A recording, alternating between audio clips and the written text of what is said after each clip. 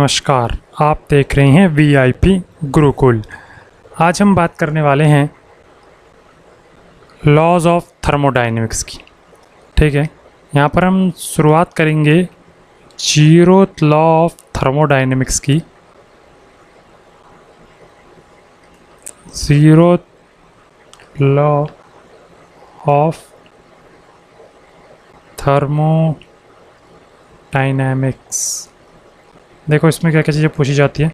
Zeroth law of thermodynamics में सबसे पहले जीरोथ लॉ ऑफ थर्मोडायनेमिक्स होता क्या है, यहाँ पर आएगा। देखो अगर आपका simply A is equilibrium with B and B is equilibrium with C separately, then A is equilibrium with C. ये आपका जीरोथ लॉ ऑफ थर्मोडायनेमिक्स है। इसको अगर हम बात करें, इसको लिखें तो लिखेंगे according to the law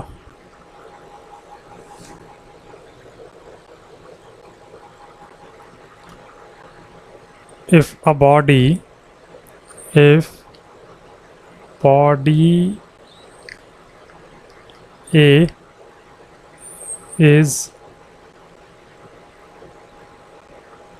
thermal equilibrium with body B, thermal equilibrium with a body B, and body B is in thermal equilibrium with a body C separately.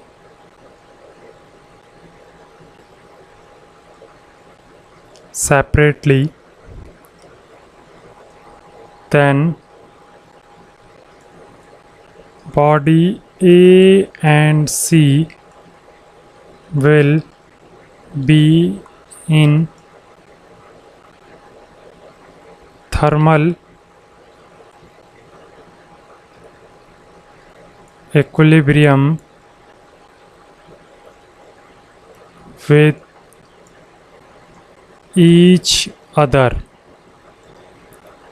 ठीक है, यानी कि अगर ए थर्मल इक्विलिब्रियम है with B and B thermal equilibrium with C separately, then A and C are thermal equilibrium with each other. ठीक है, zeroth law of thermodynamics किसने दिया था, किसके ऊपर भी क्वेश्चन आता है, यानी कि यहाँ पर आएगा एक important point, it was given by R.H. Flower. ठीक है, और एक आपका आता है एग्जाम्पल। क्या होता है एग्जाम्पल ऑफ जीरोथ लॉ? यहाँ पर इसका एग्जाम्पल होता है थर्मोमीटर।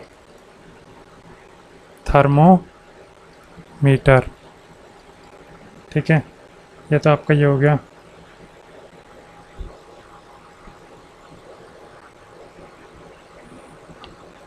यहाँ पर जीरोथ लॉ ऑफ थर्मोडायनेमिक्स में क्या होता है, जीरोथ लॉ ऑफ थर्मोडायनेमिक्स हमें थर्मल इक्विलिब्रियम का कंसेप्ट देता है। It gives the concept of thermal equilibrium.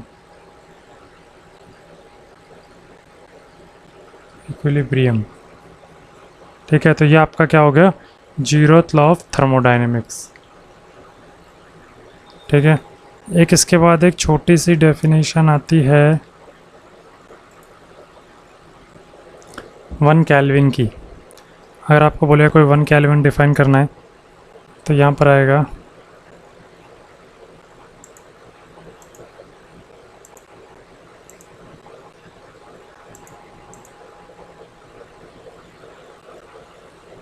1 kelvin define करना, तो यहाँ आएगा 1 केल्विन क्या होता है। 1 kelvin is defined as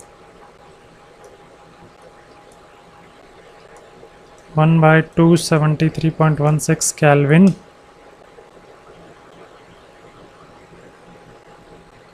times of triple point temperature of water.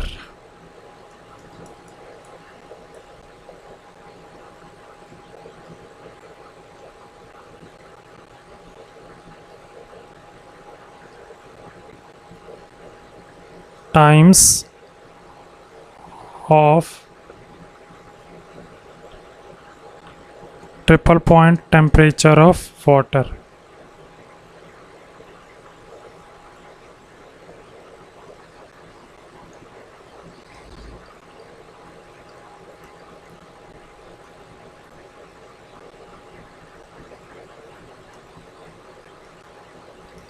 कुछ नहीं है, बहुत सिंपल है। यहाँ पर अगर आपको देखा जाए तो 1 kelvin is equal to 1 kelvin 273.16।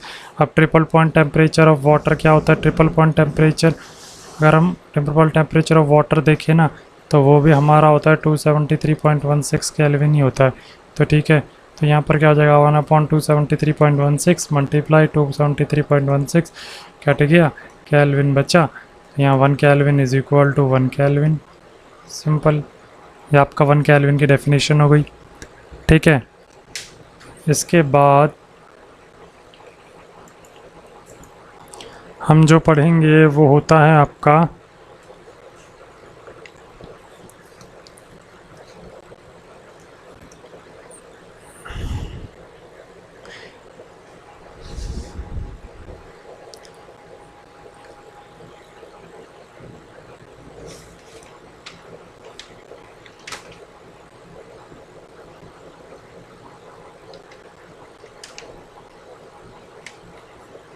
एक चीज़ और यहाँ पर आती है, इसका नाम होता है गिब्स फेस रूल।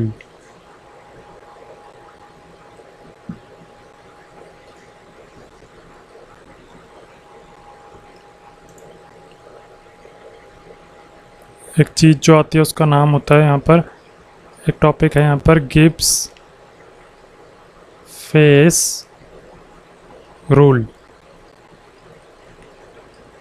देखिए गिब्स फेस रूल में क्या होता है आपका P plus F is equal to C+2। यहाँ पर आप ना डिग्री ऑफ फ्रीडम निकालते हो। डिग्री ऑफ फ्रीडम का फॉर्मूला क्या होता है? डिग्री ऑफ फ्रीडम का प्लस डिग्री ऑफ फ्रीडम होता क्या है? डिग्री ऑफ फ्रीडम होता है it is a minimum number of independent variable, minimum number of independent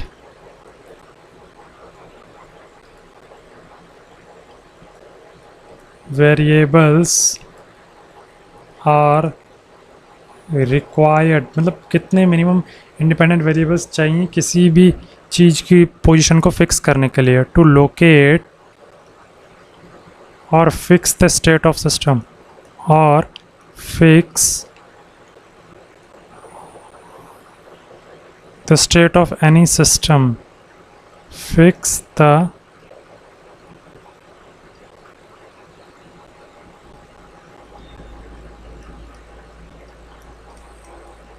state of any system. इसे डिग्री ऑफ फ्रीडम कहते हैं। यहाँ पर देखो, यहाँ पर P मतलब क्या है? P मतलब आपका यहाँ पर है फेस, कितने फेस हैं उसके। F मतलब यहाँ पर है आपका डिग्री ऑफ फ्रीडम, और C मतलब यहाँ पर है आपका कंपोनेंट, कितने कंपोनेंट है उसके अंदर।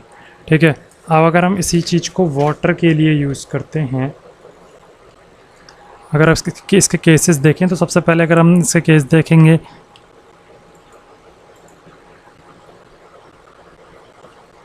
Case 1।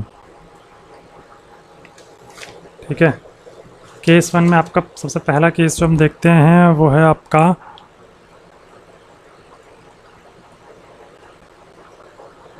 Single phase single component.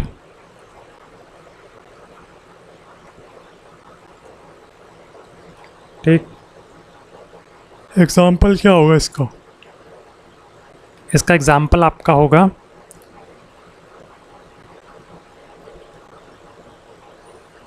Ice और स्टीम। आइस और स्टीम जब एक साथ होती है यानी 0 डिग्री के पास, तो उसका उस टाइम यहाँ पर P plus F is equal to C+2 जो हमने लगाया था, उस पर देखिए फेस क्या होगा? 1 होगा। ठीक है, डिग्री ऑफ फ्रीडम हम निकाल रहे हैं सिंगल फेस, या तो आइस होगी या स्टीम होगी, तो फेस एक होगा, सॉलिड लिक्विड और गैस तीन तरह के फेसेस होते हैं ना, तो आइस होगी या स्टीम होगी, यानी एक फेस होगा। डिग्री ऑफ फ्रीडम निकालना है। कंपोनेंट कितने होते हैं, H2O एक ही कंपोनेंट है, +2, तो डिग्री ऑफ फ्रीडम यहाँ से कितना आ जाएगा 2। ठीक है, इसी तरीके से हम दूसरे केस की बात करें तो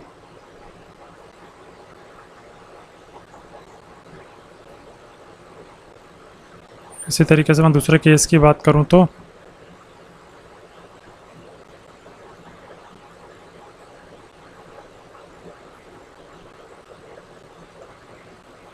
सेकंड केस जो होगा वो टू फेस और सिंगल कंपोनेंट, टू फेस और सिंगल कंपोनेंट। टू फेस और सिंगल कंपोनेंट की बात करूं यहाँ पर, उसका एग्जांपल हम लेंगे तो क्या हो जाएगा, आइस प्लस वाटर। अब यहाँ पर आइस और वाटर दोनों होंगे, तो उस केस में आपका P + F = C+2। यहाँ पर अगर हम देखें तो P की वैल्यू आपकी हो जाएगी 1। ठीक है, सॉरी यहाँ पर फेज़ 2 है ना, अब तो फेज़ 2 हो गए।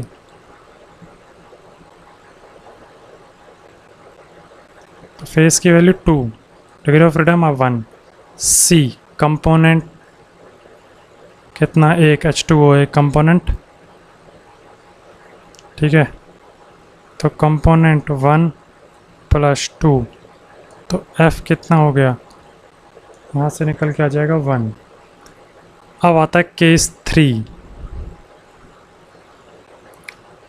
तीसरे केस की बात करें तो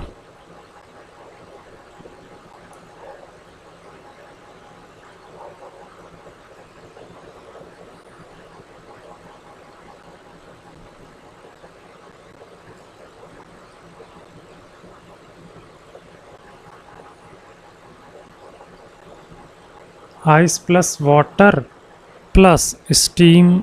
अब क्या केस 3 क्या हो जाएगा, केस 3 हो जाएगा, यहाँ पर 3 फेसेस आ जाएंगे। अब तीनों चीज़ें हैं जो कि 0 डिग्री पर पाई जाती हैं, ट्रिपल पॉइंट पर पाई जाती हैं, तो फेस कितना हो जाएगा, फेस आपका हो जाएगा 3 plus degree of freedom 1 component 1 + 2, यानी F की वैल्यू कितनी हो गई, 0। अब इसका मतलब क्या समझे, अगर डिग्री ऑफ फ्रीडम 0 आता है, अगर डिग्री ऑफ फ्रीडम 0 आता है, इसका मतलब it is a unique reference point having 0 degree of freedom known as triple point, यानी कि ये यूनिक पॉइंट है। ठीक है, ये एक लौता ऐसा पॉइंट है, इसकी डिग्री ऑफ फ्रीडम 0 है। It is a unique reference point having 0 degree of freedom known as triple point, known as triple point, यानी ट्रिपल पॉइंट एक ऐसा पॉइंट होता है जहाँ पर तीनों फेस पाए जाते हैं और ये एक ही जगह पर होता है, और एक लौता यूनिक पॉइंट है, इसका डिग्री ऑफ फ्रीडम क्या होता है, 0। ठीक है,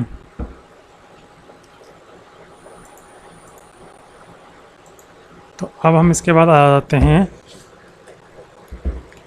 फर्स्ट लॉ ऑफ थर्मोडाइनेमिक्स पे। देखिए, फर्स्ट लॉ ऑफ थर्मोडाइनेमिक्स की बात करें तो फर्स्ट लॉ ऑफ थर्मोडाइनमिक्स क्या होता है, first law of thermodynamics,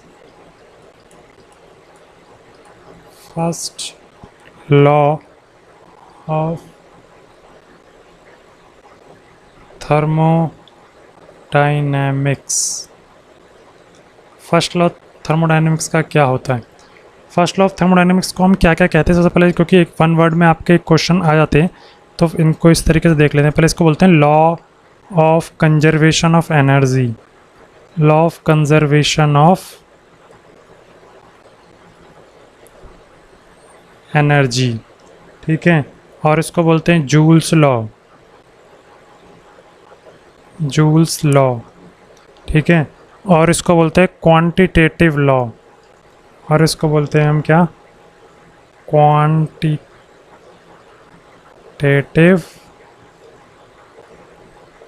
law, ठीक है।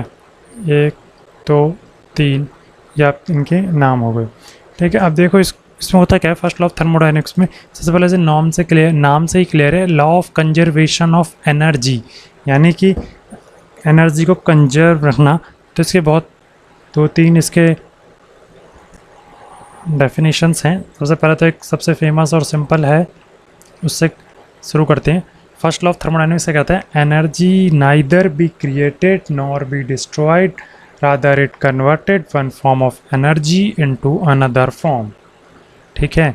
तो फर्स्ट लॉ ऑफ थर्मोडायनेमिक्स क्या कहता है, फर्स्ट लॉ ऑफ थर्मोडायनेमिक्स कहता है energy can neither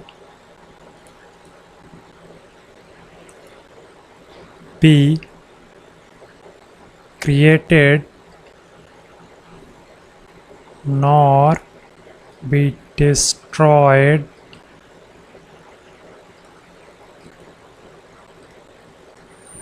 rather it convert from one form of energy into another form, ठीक है। एक तो आपका ये हो गया फर्स्ट लॉ ऑफ थर्मोडायनेमिक्स। इसके बाद एक दूसरा फर्स्ट लॉ ऑफ थर्मोडायनेमिक्स होता है, इसको हम इस तरीके से लिखते हैं, for a close system undergoing cyclic process the net heat interaction is equal to the net work interaction when they are working when they are expressed in their own units। इसका मतलब for a closed system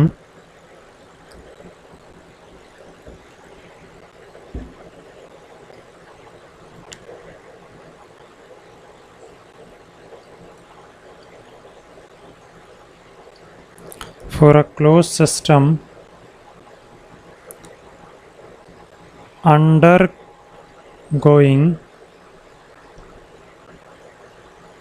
a cyclic process, the net heat interaction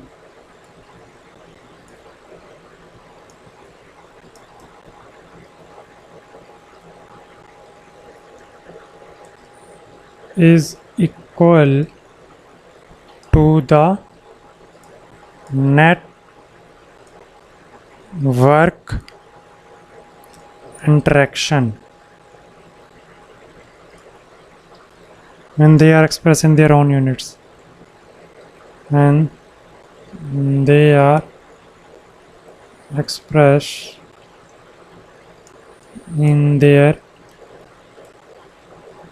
own units।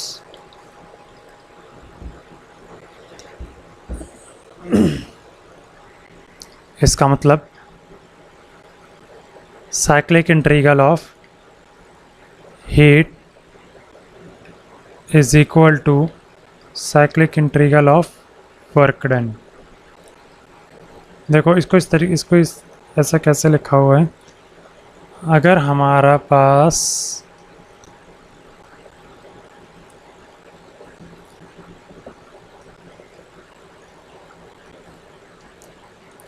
एक cyclic process का मतलब जो वापस initial और final state जिसकी same हो, वो साइक्लिक प्रोसेस होता है। जैसा कि हमारे पास एक तरीका साइक्लिक प्रोसेस है, ठीक है।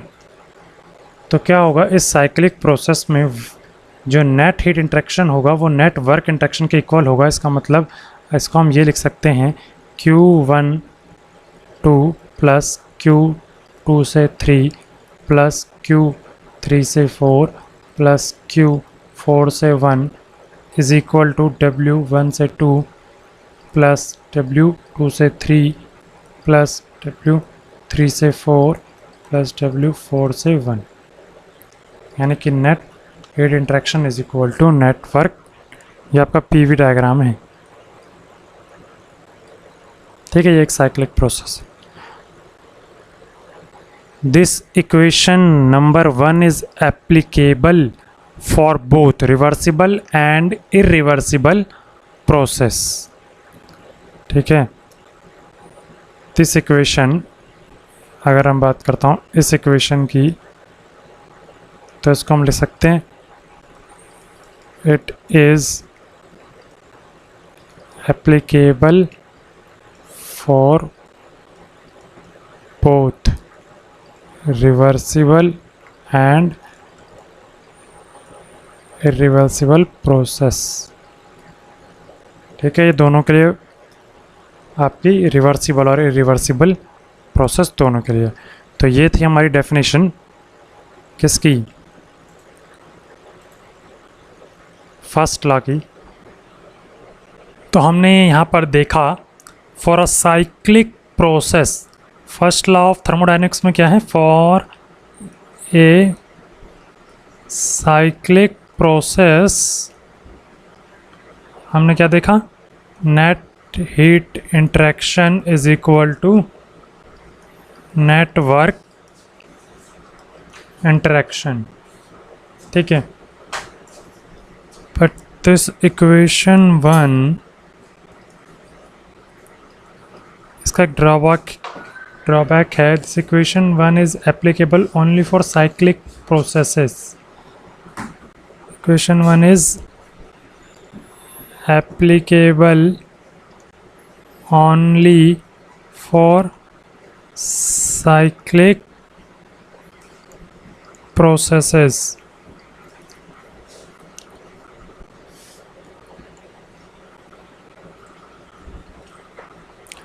not for single process, not for single process। इसका मतलब ये आपकी जो इक्वेशन है साइक्लिक प्रोसेस के लिए, जो हमने पीछे सिंगल प्रोसेस पढ़े थे टाइप्स ऑफ प्रोसेसेस में, उनके लिए एप्लीकेबल नहीं है। अब सिंगल प्रोसेस के लिए फर्स्ट लॉ देखेंगे हम। देखो सिंगल प्रोसेस के लिए आपका फर्स्ट लॉ जो है वो होगा नेट हीट जो हमने किस सिस्टम को दी वो क्या किस में कन्वर्ट होगी,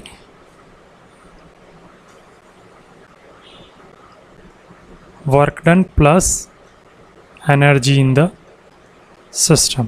ये आपका ये इक्वेशन आपकी सिंगल प्रोसेस के लिए होती है, यानी D Q is equal to D W plus D E, ठीक है। अब आप इसको इस तरीके से देखेंगे,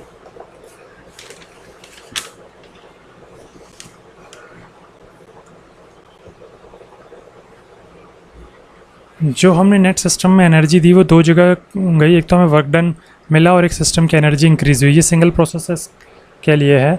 अब यहाँ पर आप देखिए जो एनर्जी है, एक तो ये आपका डिफरेंशियल है एग्जैक्ट, ये आपका एग्जैक्ट डिफरेंशियल है, तो इसको डिनोट करने के लिए जो मेथड है वो इस तरीके से होगा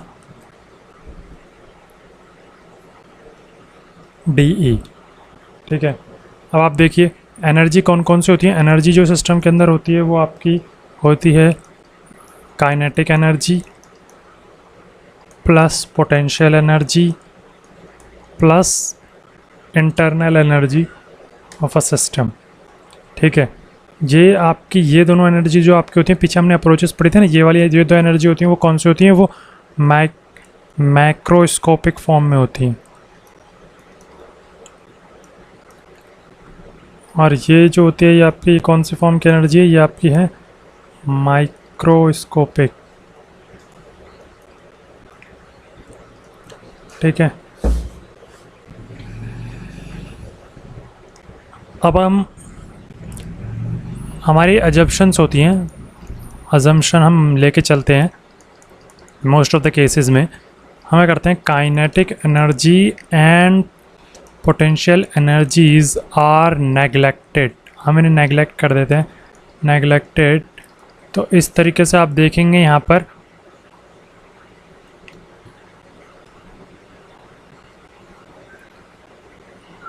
अब जो इक्वेशन बनेगी फॉर सिंगल प्रोसेस के लिए वो क्या, वो कौन सी होगी, वो आपकी होगी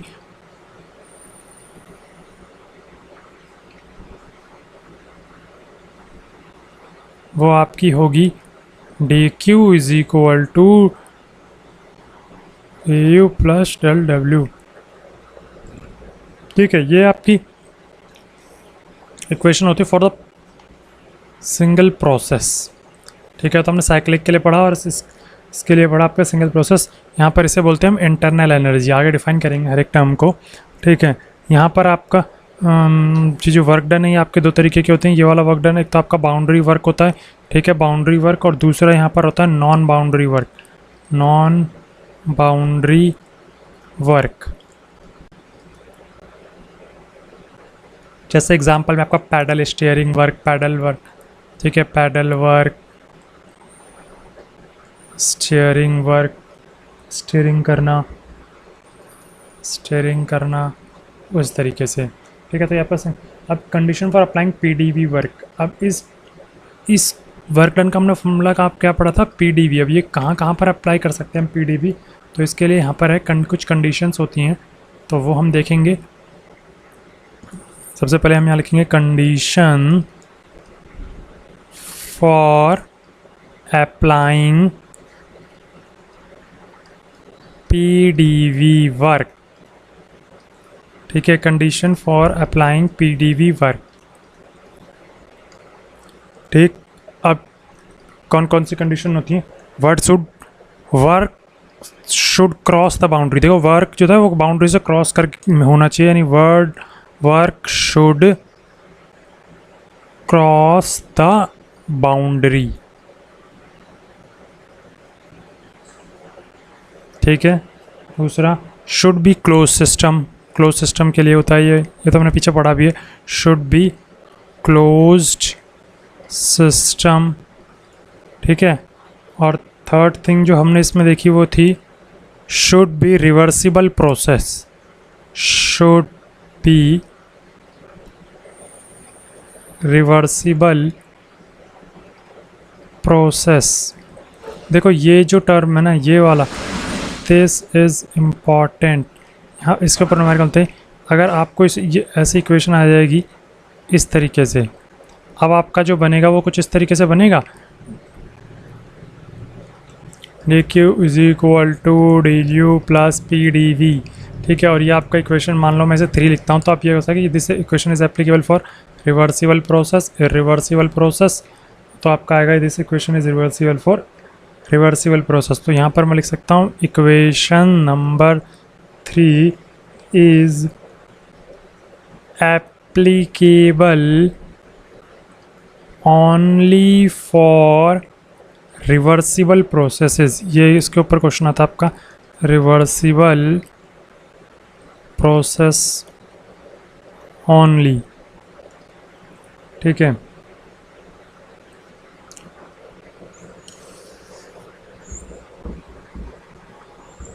और देखो energy of isolated system is constant, ये एक टर्म होती है।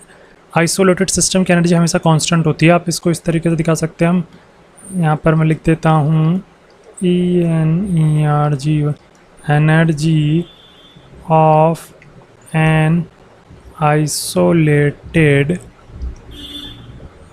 System is constant.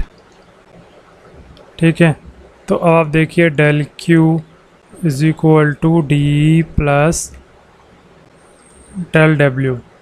ठीक है, अब देखो आइसोलेटेड सिस्टम की एनर्जी कांस्टेंट कैसे होती है, क्योंकि आइसोलेटेड सिस्टम में यहाँ पर क्या होता है, ना तो मास क्रॉस करता है बाउंड्री को, ना ही एनर्जी। तो चेंज इन एनर्जी क्या हो जाएगी, जीरो। चेंज इन किसी डिफरेंशियल का जीरो कब होता है, जब यहाँ पर क्या होगा, E final minus E initial is equal to zero होगा। इसको करेंगे तो ये क्या हो जाएगा, ये कुछ इस तरीके से होगा, E final is equal to E initial. तो यहाँ से क्या हो गया, एनर्जी कांस्टेंट रहती है।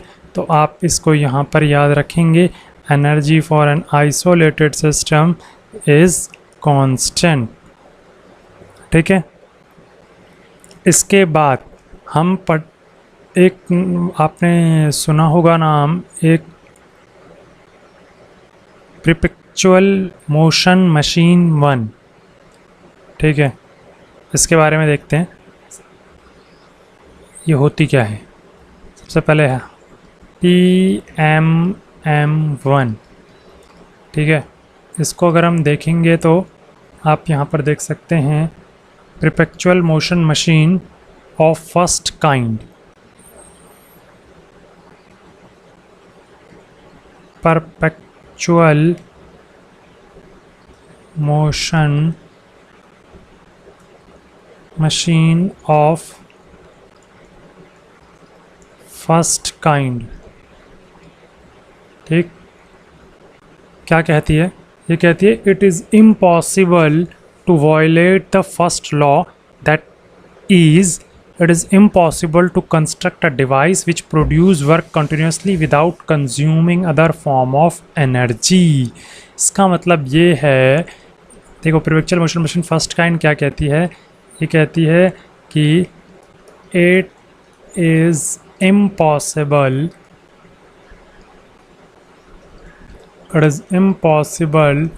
to construct a device which produce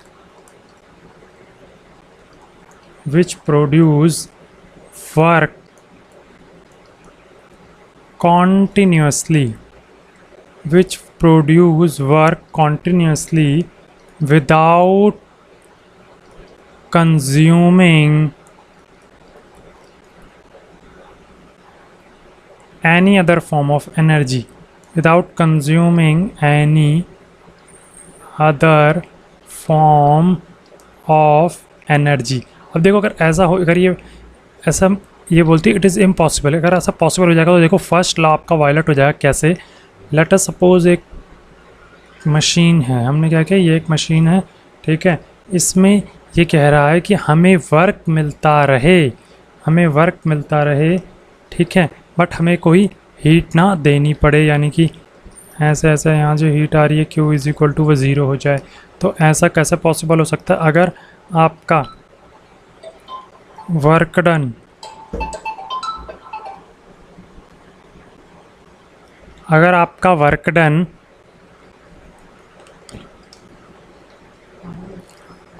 work done मिल रहा हो और हीट अगर ना देनी पड़े आपको, तो फिर ये वो केस हो जाएगा। अगर मान लो ये जीरो है तो ये इसके इक्वल तभी होगा जब इसको भी जीरो होना पड़ेगा। इसीलिए it is impossible to construct a device which produce work continuously without consuming any other form of energy. ये आपका परपेचुअल मोशन मशीन फर्स्ट है। इस बारे में आपको एक लाइन और जान लेनी चाहिए जो आपको नोट में लिखनी है, ठीक है। ये कहता है it violets first law of thermodynamics.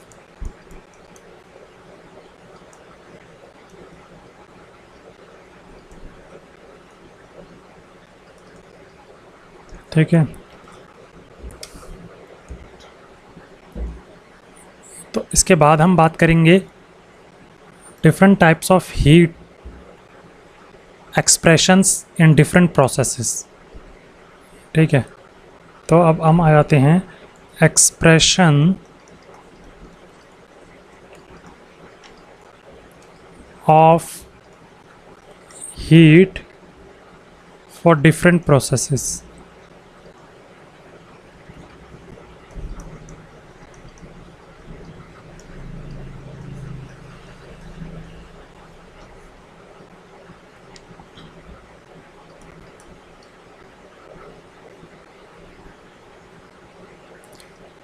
हमने कितने प्रोसेस की बात की थी, उनको एक एक करके देखते हैं। सबसे पहला प्रोसेस हम यहाँ पर देखेंगे कांस्टेंट वॉल्यूम प्रोसेस।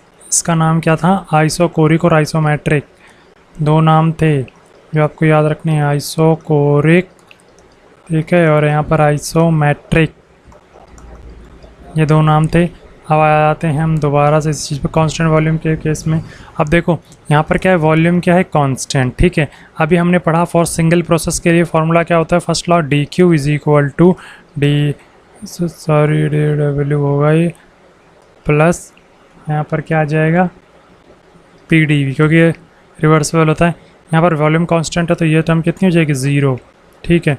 और सॉरी ये गड़बड़ हो गई यहाँ पे, ये गलत हो गया यहाँ पर, 1 मिनट। हाँ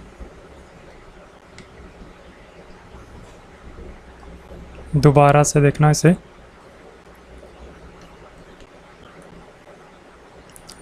वॉल्यूम कांस्टेंट फर्स्ट लॉ क्या होता है, ये आपका होता है del Q is equal to D U plus P D V. ये पढ़ा था हमने, वॉल्यूम कांस्टेंट मतलब दिस टर्म 0, ये टर्म 0 हो गई। डी क्यू आपका क्या होगा, एक तो आपका इक्वेशन यहाँ से आई D Q is equal to D U, ठीक है फर्स्ट, और दूसरी हमें डी क्यू पता है फॉर कांस्टेंट के लिए हमने पढ़ा था पीछे, हीट क्या होती है एम सी डी टी होती है, तो यहाँ कांस्टेंट वॉल्यूम के लिए सी वी डी टी, ये आपकी क्या होगी दूसरी इक्वेशन। इससे हमें पता चला एक तो डी यू का अगर फॉर्मूला निकालना हो तो हमें हीट का पता चला, हीट ये होती है, ठीक है।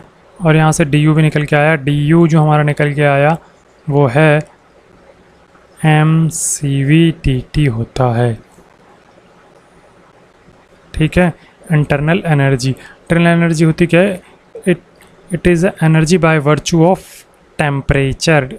गैस मॉलिक्यूल्स में by virtue of temperature increase जो एनर्जी होती है वो आपकी होती है इंटरनल एनर्जी, ठीक है। इंटरनल एनर्जी के बाद एक चीज़ और आपको बताता हूँ, इसके बारे में इंटरनल एनर्जी अगर मैंने आपको बताई तो इसके बारे में एक चीज़ और, यहाँ पर आपको कांस्टेंट वॉल्यूम प्रोसेस के लिए आपको एक्सप्रेशन पता चल गया किस चीज़ का, यह आपका एक्सप्रेशन है हीट का, और ये आपका एक्सप्रेशन सेम एक्सप्रेशन किसके लिए होता है, इंटरनल एनर्जी इसमें सेम होती है, ठीक है। अब इसके बाद इंटरनल एनर्जी के बारे में एक इन्फॉर्मेशन और बता देता हूँ। यहाँ पर क्या होता है, internal energy is a function of temperature, ठीक है, for idol gas. Idol gas के लिए पूछा था, आइडल गैस के लिए इंटरनल एनर्जी क्या होती है, फंक्शन ऑफ टेम्परेचर होती है। आइडल गैस के लिए इंटरनल एनर्जी क्या होती है, फंक्शन ऑफ टेम्परेचर होती है, ठीक है। और फॉर रियल गैस की बात करें अगर हम, तो रियल गैस के लिए U is the internal energy the function of temperature and volume. ये किसके लिए होती है, फॉर रियल गैस, ये आपकी फॉर रियल गैस के लिए होती है, ठीक है। इसके बाद हम आते हैं आपका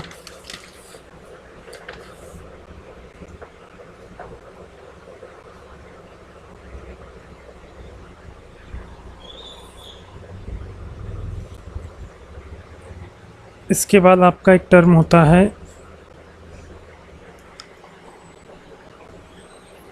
इसी के बारे में एक पॉइंट और है, पहले आप इसके बारे में एक पॉइंट और देख लो। इसके बारे में एक पॉइंट है द एक्सप्रेशन ऑफ, इसका जो ये एक्सप्रेशन है ना आपका, कौन सा वाला, D U is equal to M C V D T,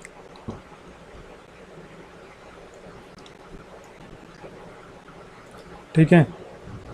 ये एक्सप्रेशन आपका,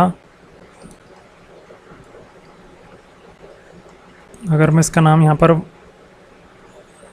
ए कर दूँ तो यहाँ पर लिख सकता हूँ मैं the expression a is applicable for all the processes because it contain the property and the properties are point functions। देखो यहाँ पर आपका टेम्परेचर पर डिपेंड कर रही है ये, और टेम्परेचर क्या है, पॉइंट फंक्शन है, इसलिए एप्लीकेबल हर प्रोसेस के लिए होता है। हर प्रोसेस के लिए डी यू का formula M C V D T होता है, तो आप इसको लिख सकते हैं this equation expression a is applicable for all the processes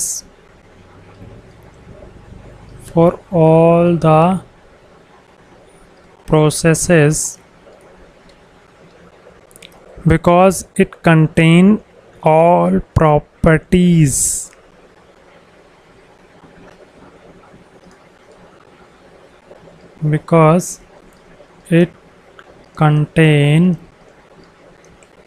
all properties and properties are point function,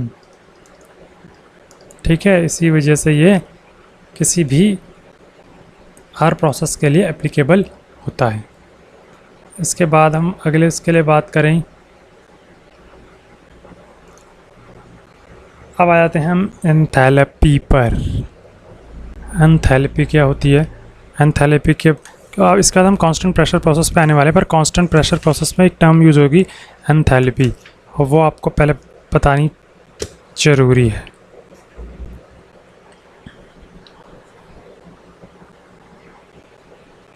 तो हम जिसके बारे में बात कर रहे हैं वो टर्म है आपका एंथैल्पी। अब एंथैल्पी क्या होता है? It is it represent the total heat content of the system. देखो एंथैल्पी रिप्रेजेंट करता है total heat content of the system. It represent the total heat content of the system.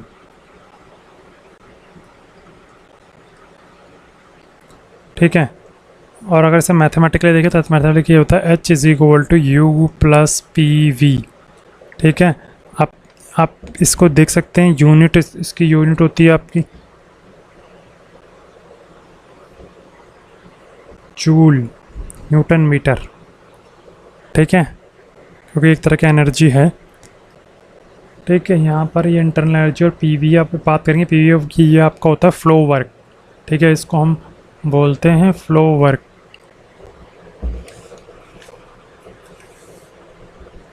अब इसकी बात करेंगे। अभी देखेंगे, देखो इसके बाद एक टर्म आती है स्पेसिफिक एंथैल्पी। ठीक है, specific enthalpy,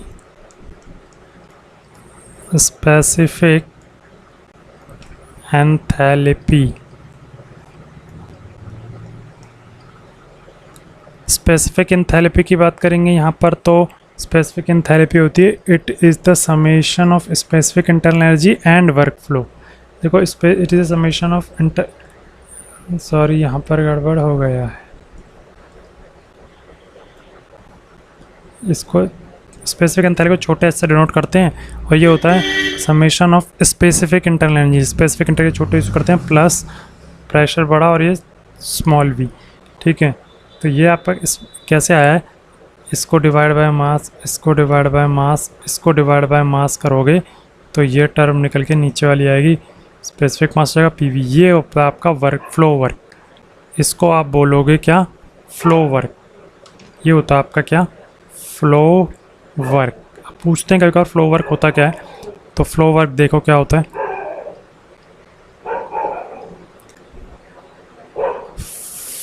flow work, flow work को अगर मैं पहले समझते हैं इसे क्या होता है। फ्लो वर्क देखो क्या होता है।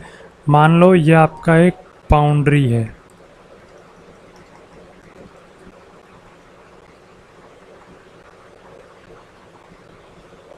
ठीक है,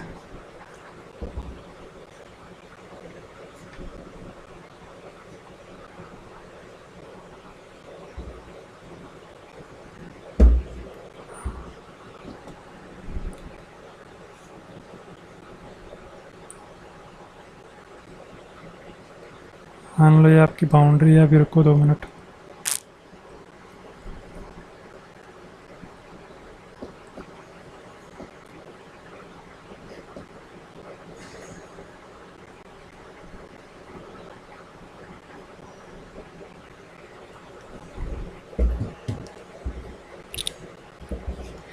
ये आपकी बाउंड्री है। अब यहाँ पर आपको इस तरीके से करना होता है। सपोज हम एक एलिमेंट लेते हैं फ्लूइड का।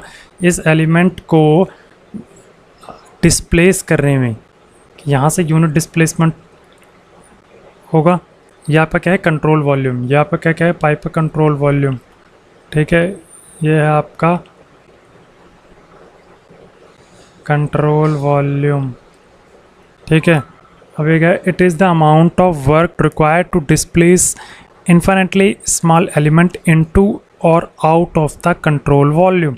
इसको अंदर भेजने में छोटे से एलिमेंट को, मान लो यहाँ से वाटर फ्लो कर रहा है, यहाँ से कंट्रोल वॉल्यूम में यहाँ स्टडी कर रहे हैं हमारे यहाँ से, तो इसके इन्फिनिटली स्मॉल एलिमेंट को अंदर या इन्फिनिटली स्मॉल को वॉल्यूम जितना वर्क डन हमें करना पड़ रहा है, ये आपका फ्लो वर्क है। अब इसको आप लिखोगे किस तरीके से? इसको आप इस तरीके से लिखोगे, it is the amount of work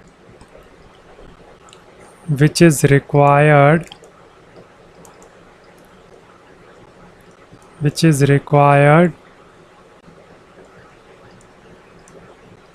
to displace a infinitely small fluid element into or out of the control volume is known as flow work। ठीक है, यानी अगर आपको इसको इन करने और बाहर आउट करने में जो वर्क करना पड़ रहा है वो फ्लो वर्क है। अच्छा, ये कंट्रोल वॉल्यूम एक टर्म आई यहाँ पर। कंट्रोल वॉल्यूम ये क्या होता है, इसके बारे में अगर मैं आपको बताऊँ तो यहाँ पर देखो इस तरीके से होता है। यहाँ पर आपका जो टर्म आई कंट्रोल वॉल्यूम का मतलब होता है कि आपका ओपन सिस्टम। तो यहाँ पर कुछ टर्म जैसे कंट्रोल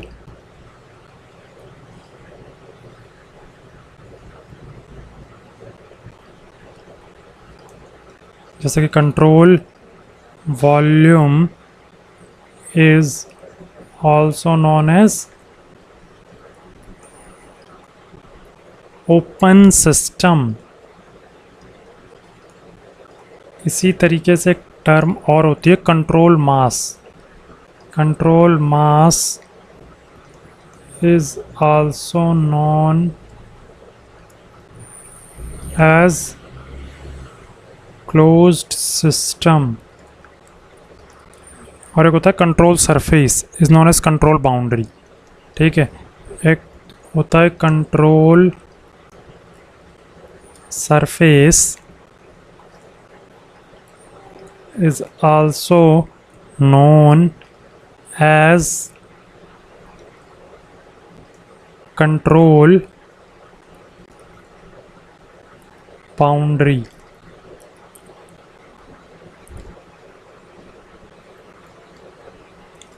ठीक है, अब हम आते हैं अपने, जो हमने एंथैल्पी देख ली, अब हम आते हैं अपने काम पे जिसका नाम है, अगला प्रोसेस जिसका नाम है कांस्टेंट प्रेशर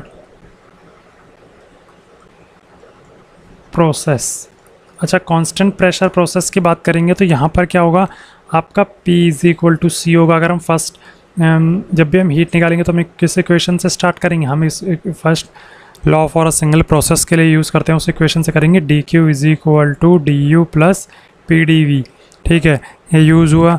यहाँ पर हम क्या करेंगे, del Q is equal to D, इसको लिख सकते हैं ऐसे U plus P we.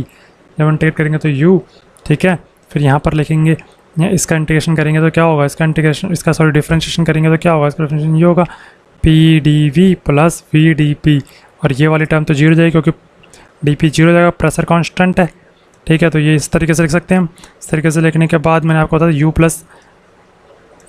You plus P we को मैं एच लिख सकता हूँ, पीछे लिखा था फॉर्मूला, यहाँ पर लिख सकते हैं H is equal to U plus P V, पीछे बताया था।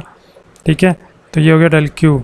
ठीक है, हमें ये पता है कि हीट कांस्टेंट प्रेशर पे बताया था, जब हीट बताई थी तो एम सी डी टी होता था, एम सी पी यानी कि specific heat at constant pressure D T होगा। ये इक्वेशन 1 ले लेता हूँ, इससे इक्वेशन 2, तो यहाँ से पता चला हमें डी एच का फार्मूला क्या होता है, एंथैल्पी का formula M C P D T से भी हम लिख सकते हैं एंथैल्पी को। तो यहाँ से हीट का फार्मूला ये हो गया, एंथैल्पी का फार्मूला ये हो गया। ठीक है, यहाँ पर भी सेम चीज़ अप्लाई होती है जो पीछे हमने वहाँ पर देखी थी कि the expression is applicable for all the processes. ठीक है, because it is a path function. मैं यहाँ पर लिख देता हूँ D H is equal to M C P D T. ठीक है, equation B, the expression B is applicable for all the processes because for all the processes because it contain all point function. It contain all point functions. ठीक है, अब आप एक चीज़ देखिए, यहाँ पर भी सारे पॉइंट फंक्शन है। ये पॉइंट फंक्शन टेम्परेचर और ये किस पर डिपेंड कर रहा है, टेम्परेचर पर डिपेंड कर रहा है फॉर आइडल के लिए। तो इसके भी एक इक्वेशन इस तरीके से हो enthalpy is a function of temperature, यानी H is a function of temperature for an ideal gas. ये आपको याद रखना है, ये टेम्परेचर का फंक्शन है फॉर आइडल गैस। अब हम बात करते हैं आपका अगला जो है प्रोसेस उसके बारे में।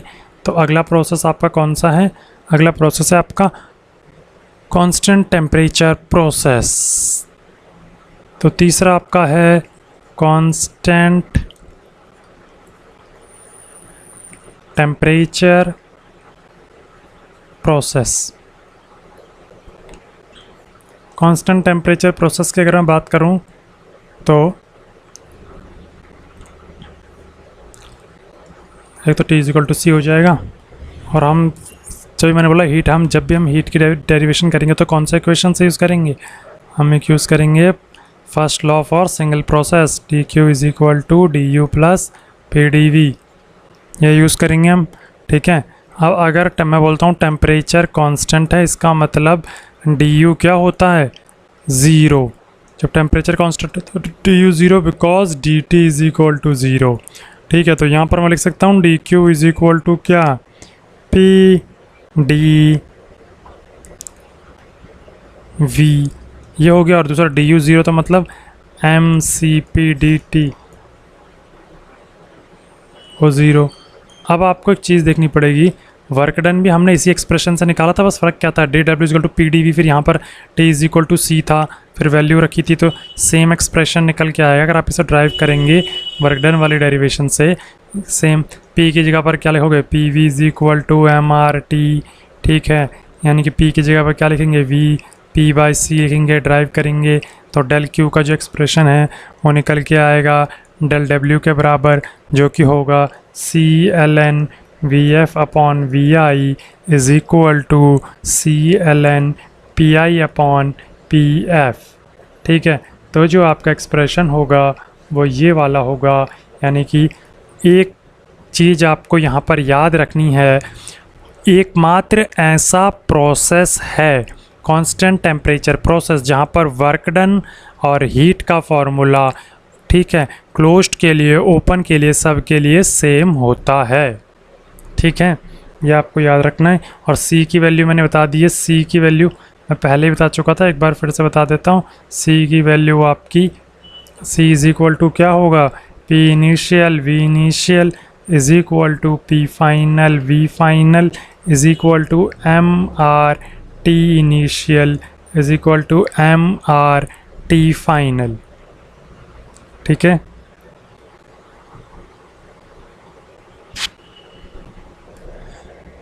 अब जाते हैं हम नोट पे। कुछ इम्पोर्टेंट चीज़ें हैं, जैसे कि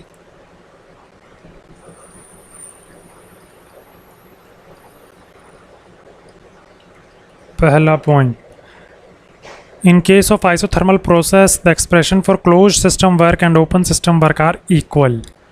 ठीक है, तो मैं क्या लिखूँगा, मैंने पहले ही बताया, फॉर आइसोथर्मल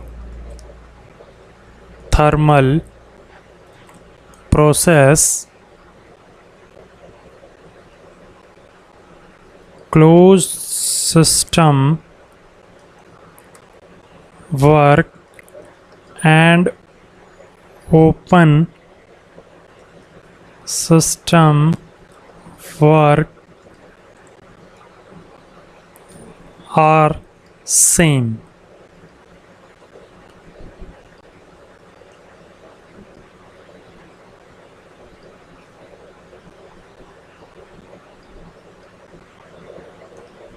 हम देखो आप इसको इस तरीके से भी समझ सकते हो। वैसे तो मैंने आपको ड्राइव करके आप दोनों सारे तीनों फार्मूले आपको मैंने ड्राइव करके दिखा दिए हैं, पर आपको अगर इसको समझना हो तो आप इस तरीके से भी समझ सकते हैं कि P V is equal to होता है आपका एम आर टी। ठीक है, टेम्परेचर कांस्टेंट का मतलब क्या हुआ? टेम्परेचर कांस्टेंट का मतलब टेम्परेचर कांस्टेंट का मतलब आपका हुआ P V is equal to constant. P V is equal to constant का मतलब आपका हुआ P D V plus V D P is equal to zero. और यहाँ से सॉल्व करोगे तो क्या हो जाएगा? Integration P D V is equal to minus V D P का इंटीग्रेशन। यानी कि यहाँ से भी आपका प्रूफ होता है कि क्लोज्ड सिस्टम वर्क और ओपन सिस्टम वर्क क्या हुए? सेम हुए। ठीक, इसके बाद अगला प्रोसेस पे आ जाते हैं, और जो कि है हमारा एडियाबैटिक प्रोसेस। अगर किसी को एडियाबैटिक प्रोसेस के बारे में अगर हीट निकालने का फार्मूला नहीं पता तो उसे कुछ नहीं पता, क्योंकि एडियाबैटिक प्रोसेस में no heat interaction between system and surrounding, यानी इसमें बिना कुछ डेरिवेशन के D Q is equal to zero. और यहाँ लिख सकते हैं no heat interaction between system and surrounding. ठीक है, तो ये आपका फॉर्मूला हो गया एडियाबैटिक के केस में। अब आते हैं हम, अच्छा कुछ रिलेशंस हैं यहाँ पर सी वी और सी वी में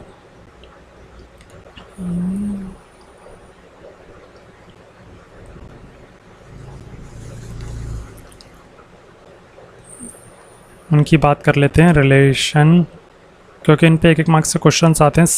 relation between C P C V gamma and R. अब देखिए, सबसे पहले तो हमने देखा था C P C upon C V equal gamma. ठीक है, एक होता है R is equal to C P minus C V, इसको बोलते हैं मेयर्स फार्मूला भी कहते हैं इसको। कभी आपसे पूछ रहे थे इसे बोलते हैं मेयर्स फार्मूला। ठीक है, अगर आप सी पी की वैल्यू को यहाँ से निकालेंगे तो क्या होगा? Gamma times of C V. यहाँ पुट करेंगे तो क्या होगा? यहाँ पुट करेंगे तो होगा गामा सी वी। तो यहाँ से ना दो इंपॉर्टेंट फॉर्मूले निकल के आते हैं। यहाँ सी वी की वैल्यू निकालो, सी वी की वैल्यू यहाँ से जो आएगी ना वो ये कुछ इस तरीके से आएगी। C V is equal to R, एक इक्वेशन ये वाली, और एक आता है अगर आपका सी पी निकालना हो तो R gamma minus one into gamma. ये तो आपका आई सी वी है ना, तो यहाँ पर C P is equal to C V into gamma, यहाँ से आया। तो आपके दो इक्वेशन हो गई, एक तो आपका ये वाली और एक ये वाली। और ये आपको रिलेशन देखो कौन कौन से रिलेशन याद रखने हैं। आपको जो रिलेशन याद रखने हैं वो ये वाले हैं। एक आपको ये रिलेशन याद रखना है जो पूछ जाता है, एक आपको ये रिलेशन याद रखना है, एक आपको ये रिलेशन और ये। ठीक है, ये चार रिलेशन आपको याद रखने हैं। इसके बाद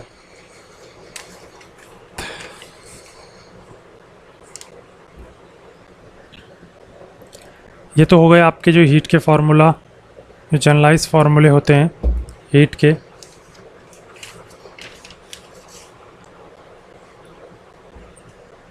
इसके बाद सिर्फ एक हमारा लास्ट प्रोसेस बचा है जिसका नाम है पॉलीट्रॉपिक प्रोसेस। तो उसको भी देख लेते हैं, फिर हमारे हीट एक्सप्रेशंस ख़त्म हो जाएंगे। पॉलीट्रॉपिक प्रोसेस, देखो पॉलीट्रॉपिक प्रोसेस की बात की करें हम तो यहाँ पर पॉलीट्रॉपिक प्रोसेस के लिए सबसे पहले किसी के लिए भी अगर हम निकालते हैं तो क्या करते हैं? First law of thermodynamics for single process का, यानी D Q is equal to D U plus P D V. हम यहाँ पर लेके चल रहे हैं कि बाकी एनर्जीज काइनेटिक और पोटेंशियल एनर्जी नेगलेक्ट कर रखे हैं हमने। ठीक है, अब हम यहाँ पर देखें तो इसको मैं लिख सकता हूँ M C V T final minus T initial plus P initial V initial minus P final V final upon में n माइनस 1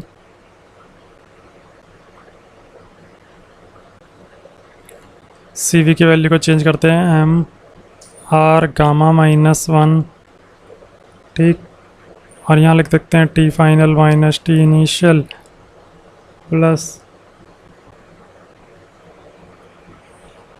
यहाँ पर भी हम लिख सकते हैं initial V initial minus P final V final upon N minus 1, ठीक है। अब देखिए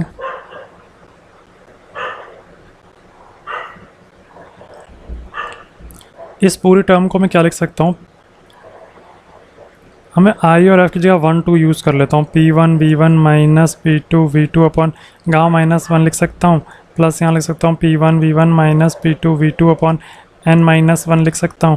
यहाँ से कॉमन क्या लिख सकता हूँ, यहाँ से कॉमन ले सकता हूँ मैं क्या चीज़, P1 V1 minus P2 V2, ठीक है। और अंदर ब्रैकेट के अंदर क्या लिख सकता हूँ, मैं लिख सकता हूँ, हाँ यहाँ पर अगर मैं टी फाइनल पहले था ना तो ये माइनस का साइन आएगा, तो यहाँ आएगा 1 minus n minus 1 minus 1 upon gamma minus 1, ठीक है। इसके बाद आगे अगर हम देखें तो देखो हमने पीछे तक क्या देखा था, del Q is equal to वहाँ पर आ गया था P1 V1 minus P2 V2, ठीक है। और यहाँ ब्रैकेट में आया था 1 upon n minus 1 minus 1 upon gamma minus 1, ठीक। यहाँ से आपको क्या करना होता है, आपको कुछ नहीं करना है, अंदर वाली टर्म को सॉल्व करना है। तो सॉल्व करने के बाद दिया जाएगा P1 V1 minus P2 V2 upon में, यहाँ से कॉमन ले लेना है बार n माइनस 1, ब्रैकेट के अंदर हो जाएगा gamma minus n upon gamma minus 1। तो इसको आप सॉल्व करेंगे तो डेल क्यू की वैल्यू जो निकल के आएगी वो होगी gamma minus n upon gamma minus 1। यहाँ पर आएगा वर्क डन जो हमने क्लोज्ड में पढ़ा था, ठीक है। तो जो आपका फॉर्मूला बन के आया वो होगा ये, ठीक है। इससे हमें ये पता चला कि हीट के लिए ये आपको 1 मार्क में याद रखना है, गामा गामा एन एन जो होगा। अगर आप इसी टर्म को इस फॉर्म में लिखते हो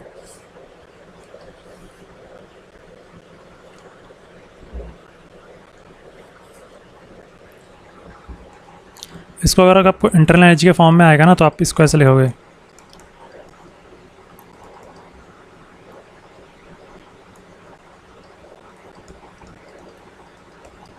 इस तरीके से, ठीक है। ये आपका ये हो गया। और इस ही में मैं आपको एक चीज़ और बता देता हूँ, एक होता है CP ऑफ n, ठीक है। अभी हमने DQ निकाला तो क्या निकाला था, मैंने बताया था आपको, अगर आप ऐसे लिखोगे DQ डेरिवेशन याद करने का तरीका होता है, गामा की जगह n आ जाएगा ना और नीचे भी n आ जाएगा, तो यहाँ पर आ जाएगा U2 माइनस U1। इसकी जगह क्या लिख सकते हो, MCVDT CVDT CVDT, ठीक है। तो यहाँ पर मैं लिख सकता हूँ CVT2 माइनस CVT1, यह लिख सकता हूँ यहाँ पर n minus gamma upon n minus 1, ठीक है। यहाँ से मैंने क्या किया, CV बाहर लिया, तो ये क्या हुआ, m अगर मान लो मैं इसमें लेता हूँ, मास नहीं लेता मैं पर यूनिट, अगर मैं मास को यूनिटी मान के चलता हूँ तो आप देखो CV n minus gamma upon n minus 1 और यहाँ आएगा T2 माइनस T1, तो m CP dt होता है। तो इसी तरीके से ना ये क्या DQ, ठीक है। अगर मैं इसे यूनिट लेके ना चलूँ तो यहाँ पर मैं मास लगाऊंगा, ठीक है, वरना DQ क्या होता है CP dt CP, और ये क्या है इन पॉलीट्रॉपिक का CP। तो CP की वैल्यू इक्वेशन को अगर मैं यहाँ लिखूँ इक्वेशन के लिए 1, इसको करूँगा तो m आएगा ना, m यहाँ पर भी चला आ रहा है m। अब अगर मैं कंपेयर करूँ इक्वेशन 1 और इक्वेशन 2 को कंपेयर करूं तो आप देख सकते हो from equation 1 and 2 CPn polytropic के CP का फॉर्मूला क्या होगा, CVn minus gamma upon n minus 1 होगा। तो ये भी एक आपका इम्पॉर्टेंट फार्मूला है।